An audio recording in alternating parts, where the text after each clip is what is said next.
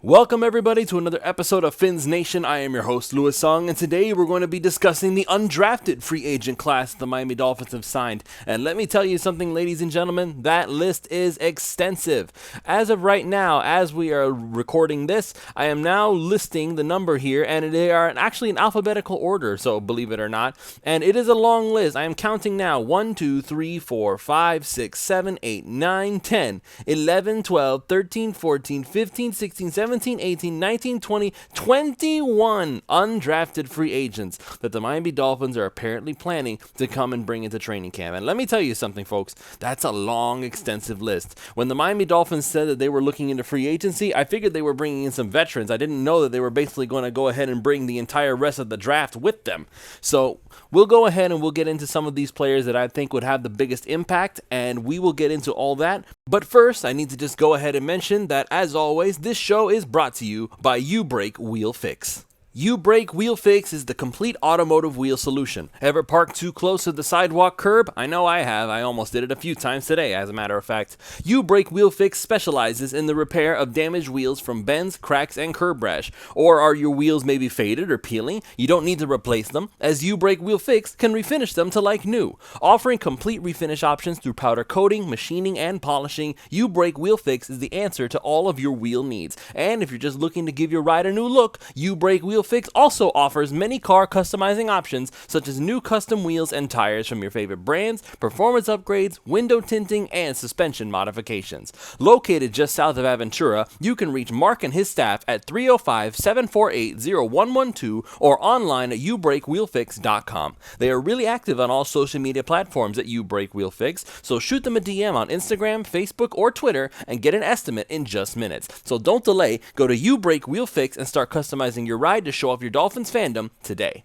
This show is also brought to you by PrizePicks.com. PrizePicks.com is a revolutionary fantasy platform where you can now pick up to 6 different players across professional sports leagues. Whether that's the NFL, or maybe you want to get in on the NBA playoffs, or the start of the Major League Baseball season, you can pick one player from each league. It's up to you to decide. All you have to do is choose whether your chosen player will get more or less than their projected stat. They give out free squares over there at PrizePicks.com. They most recently gave out a Steph Curry pick that you could easily win on. So all he had to do was score once, and of course, obviously he did. So that was a free win for anybody who took advantage of that. And today happens to be Taco Tuesday, so you can expect a lot of discounted picks for you to take advantage of. And if you don't want to do that, you can also take advantage of the Flex Friday special, where you can get your money back if you lose through promo funds or multiply the amount of money you can normally win. With offers like that, it's hard to justify not signing up for Prize Picks at this point if you are any kind of a fantasy sports fan. So use the promo code FIVE, that's FIVE, and they will match up to $100 on your initial deposit when you sign up, which means you sign up using our promo code FIVE and you put in $100 when you do it. They will literally give you $100 of their money for you to play with immediately. There's no conditions, there's no anything like that. You just go ahead and you sign up using the promo code FIVE, you deposit your $100, they give you $100. It's basically a free $100 for you to do whatever you want with. So go ahead and head to prizepicks.com and get started winning today. So let's take a look at some of these undrafted free agents. Obviously, the Miami Dolphins have a long history of finding diamonds in the rough. Nick Needham obviously being one of them. Even more recently, Kader Kohu out of Texas A&M Commerce, a school that nobody had even heard of until he was drafted. And again, as I am recording this, the Miami Dolphins have signed a total of 21 undrafted free agents out of various schools and various positions. And they brought in plenty of offensive linemen. Just going through this list here, I'll go ahead and read some of them off. A center out of San Diego State, Alama Ulave, I think that's how you say his name anyway. A South Dakota offensive tackle, Alex Jensen. You go a little bit further down, an offensive tackle out of Miami, so a Hurricane, DJ Scaife Jr., again, I assume that's how you say his name. Jarrett Horst out of Michigan State, an offensive lineman. He'll probably be transitioning to guard, if what I read from Chris Kaufman is anything to go by. Those names, a lot of them are fairly talented. There's a lot of guys, particularly Horst, and I'll go into a little bit about him because, once again, whenever it comes to the draft, I tend to look at what some other people are saying about him, and I try to make my own conclusions based off of those things. So, just taking a look at this guy, Jarrett Horst, out of Michigan State. It was Chris Kaufman of the 3 yards per carry that actually showed this off to me. And by the way, he showed it on OnlyFins, so if you have not already gone to OnlyFins to go ahead and just check out some of the greatest Dolphins talk on the internet, you absolutely should. The link is in the description below. It's only $3 a month, and you can get some actual Dolphins content in your life rather than going on Twitter and dealing with all the toxic nonsense. That's what I'm here for, to bring you the basics of that toxic nonsense so that you don't have to die of poisoning. You can only just get slightly intoxicated. But in any case, I'll go ahead and move on from that. So one of the things that Kaufman was saying about Jarrett Horst was that there's a certain core strength and a certain violence about him. And when I hear that, the name that immediately comes to mind for me, and I'm sure this is something that everybody's going to be able to relate to. Do you know who I think of the most when I hear that there's a certain violent streak about somebody?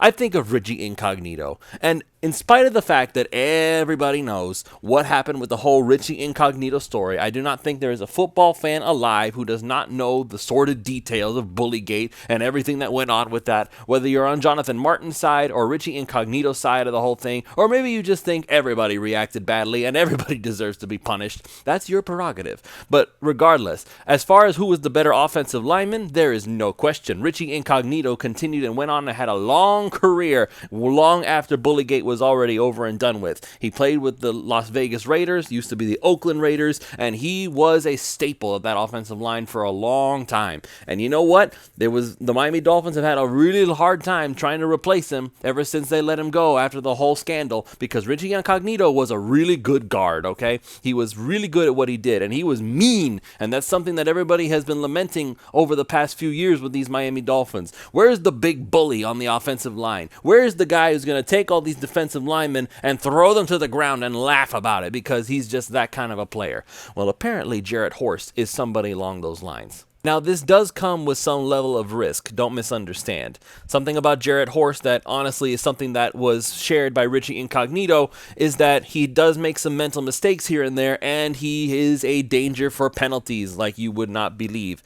If you really wanted to, if you were a referee and you just wanted to put a hit out on somebody, you could probably call this guy for a penalty every other play because that's just how he plays in the game.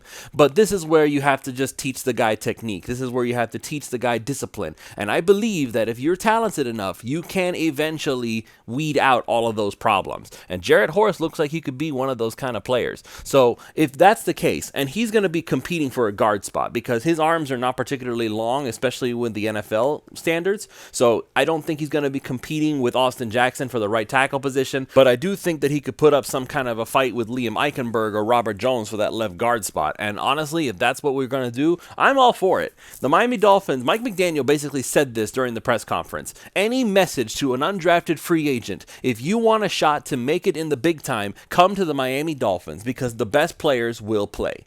Now, it's a very interesting way of going about things right now that the Miami Dolphins are using. So, obviously, a veteran player would be much more reassuring, and I'm sure eventually Cameron Fleming will sign with the Miami Dolphins. I don't have any insider knowledge on that, just raw speculation based on the fact that they brought him in for a visit. Butch Barry knows him, and I'm sure that he's looking at this offensive line very closely and saying, you know what, I really want somebody that I can count on if all else fails. And it's not like Cameron Fleming has a very long list of teams coming and begging for his services. More than likely, if he does come to Miami, it's going to be on something like a $2 million deal, maybe. He made even less than that last season with the Denver Broncos, in spite of the fact that he played as well as he did. And so if that's the case, I think Fleming will show up eventually because he knows Butch Barry. But what the Miami Dolphins are doing right now is a very interesting way of doing things. They're basically saying it's open season on the offensive line. You have 2 spots on that line that you can compete for. So everybody, come on in. We're going to give you every shot possible to beat these guys that we have as our incumbents. So Liam Eichenberg and Austin Jackson, as of right now, they are on notice. Anybody could potentially beat them. I sincerely doubt that at this point, because it's still Mike McDaniel who decides who gets to play and who doesn't. So Chris Greer does not have a gun to Mike McDaniel's head saying, you better play Austin Jackson and Liam Eichenberg because those are high draft picks that I made. I'm sure that that's not the case. I am sure that Mike McDaniel will get to decide, you know what, I'm not liking what I'm seeing out of Austin Jackson right now. I don't think he should be starting, etc., etc. Because that would mean that not only did Brian Flores make that decision, so did Mike McDaniel. Everybody is making the same mistake? I sincerely doubt it. There has to be something else there. Maybe they're looking at his potential. Maybe they're looking at his athleticism. Maybe they're trying to see that they can teach him the techniques that he's forgetting. And if that's the case, by all means, go for it. But I am all for letting these undrafted kids come in here and compete for the starting job. They just drafted one in the 7th round, Ryan Hayes. That's essentially an undrafted free agent right there, because in the 7th round, you're basically just taking a flyer at that point. So I'm very interested to see how this offensive line thing goes, especially with someone like a Jarrett Horace who could potentially beat out Liam Eichenberg for that left guard spot. You show that you have some attitude to you. You show that you have strength. You show that you have some kind of level of you bring a certain energy to the offensive line that they haven't had in a long time, not since Richie Incognito. I think that, quite frankly, if all goes well, he could beat out Liam Eichenberg. So I'm very interested to see how that goes right now. Another dude to keep an eye on would be Zeke Vandenberg out of Illinois State. He's a linebacker. Now, what makes him so interesting is, and I'll just go ahead and bring this up as well. Again, if you're not on OnlyFins, you're missing out on a lot of good information, because I learn a lot from the 3 yards per carry crew. So the way that Chris Kaufman puts it, Zeke Vandenberg is essentially a clone of Kyle Van Noy. Anybody who remembers the 1 year that Kyle Van Noy had with the Miami Dolphins, mind you, he had a revenge-ish season. He was basically upset that he got cut so early. But I can certainly understand that. It's not like he didn't want to be in Miami. It was just apparently Miami didn't want him anymore. They didn't want anybody over the age of 30. So that was a little bit ridiculous in my opinion. I still did not like that they went ahead and released him the way that they did. I thought Kyle Van Noy played pretty well, all things considered. Nevertheless, that's in the past. But anybody who remembers Kyle Van Noy, they remember that, okay, he wasn't living up to the hype. He wasn't a superstar linebacker or edge rusher or anything like that, but he was good, and he had some level of mental stability to the defense. So if you bring in now this guy, Vandenberg, he has a lot of very interesting feathers in his cap. So he played for the Redbirds, tallied 100 total tackles, 21 of them for a loss. He got 14 sacks, 2 forced fumbles, and a fumble recovery, and he recorded a season-high 17 tackles and 3.5 sacks in ISU's 20-13 overtime win on Senior Day at Hancock Stadium against Western Illinois. Now, everything that I just read off to you guys just sounds like a whole bunch of numbers, right? What's the big deal about this guy? It's just another undrafted free agent. Well, the thing that makes him so interesting is that back in February, Vandenberg actually became the first Illinois State Redbird football player to earn the Buck Buchanan Award. Now, what makes the Buck Buchanan Award so special is that this is literally given each year to the most outstanding defensive player in FCS football. That means that out of every single defensive player in that entire subdivision of the NCAA, he was the best of them. He was literally ranked the best defender in FCS football last season. So when you win an award like that, you're supposed to get some looks. You're supposed to be noticed, and the Miami Dolphins noticed, and it's a good thing that they did, I think, because even though they have David Long Jr., and we currently still have Jerome Baker, and I know that Channing Tindall was considered a second-year player, developmental player, that's all well and good.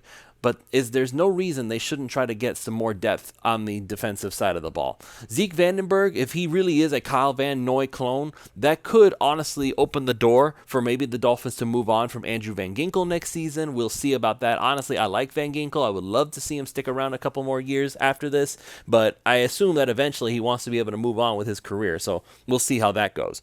With Kyle Van Noy, though, he was a good player, and if the Dolphins can get another one of him, much younger and cheaper, I'm all for that. So by all means, bring on the depth. I think that this guy, if he won the Buck Buchanan Award, it's worth noticing. It's worth taking a look. I'm glad the Miami Dolphins brought him on. Now, before we go ahead and call it a close, I just want to go ahead and mention one last player, and it's probably somebody that everybody knows, but not everybody's paying attention to simply because of the position that he plays. After all, who really gives a crap about this particular position? Well, as somebody who watched one of the best punters in modern NFL history do it last season, I am very interested. The Miami Dolphins brought in Michael Turk out of Oklahoma.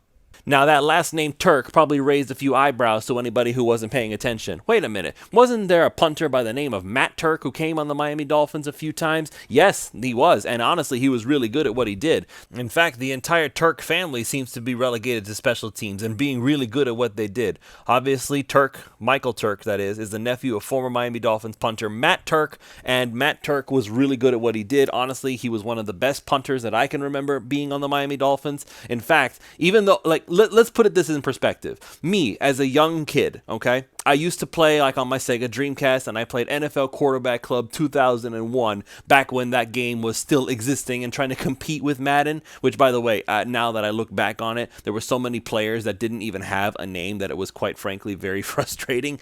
But nevertheless, Matt Turk was actually ranked worse than Mark Royals, and I realized that I just really liked Matt Turk. I don't know what it was about him, but I really decided, you know what? I'm going to take this guy who's actually ranked higher on my team already, and I'm going to bring in this other guy. He doesn't kick the ball as hard, but I'm going to pick him anyway. Why? I don't know.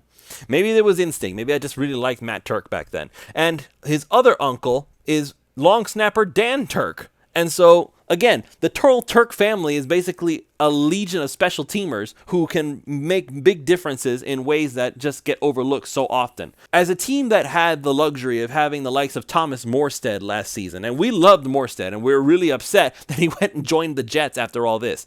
Now, granted, the Dolphins went and got another Pro Bowl punter in Jake Bailey after all that was over. But here we are now with Michael Turk, and all of a sudden, now we want to go ahead and get this guy instead.